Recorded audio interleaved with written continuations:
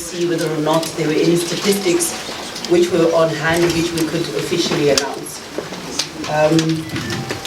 The Zimbabwe Electoral Commission would like to advise, before I go into that, may I acknowledge the presence of my fellow commissioners, Commissioner Dr. Moyo on my left and Commissioner Sabata on my right.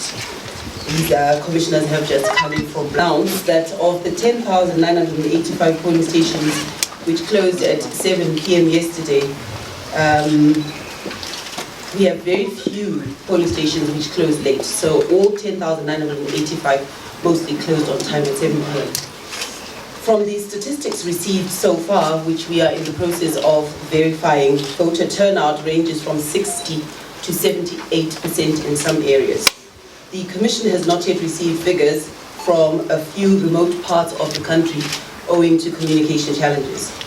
Vote counting and collation are at various stages countrywide, with most of the polling stations having completed counting. The atmosphere has remained peaceful throughout the country without any major incidents, and I would like to congratulate my fellow Zimbabweans for achieving that. In Mashonaland East at 6:30, vote counting was complete at all polling stations in the province, while compilation of results at ward level was at 70%.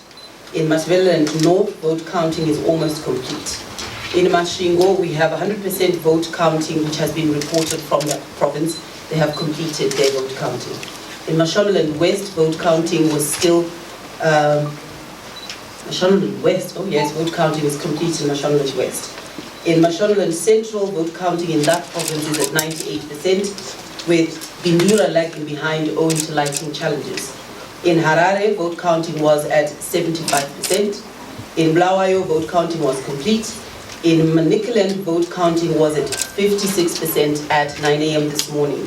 In Matabeleland South, vote counting was at almost 100% this morning.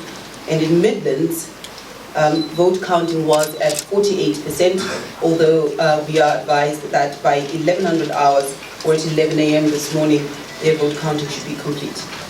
We'd like to report that we had about 1.3% of our total registered voters were turned away for reasons such as not being registered, presenting incorrect documents.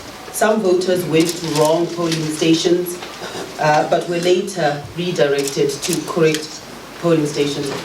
You will realize that this is our very first election where we have firstly used the biometric voter registration, and this is our very first election where we have gone polling station specific.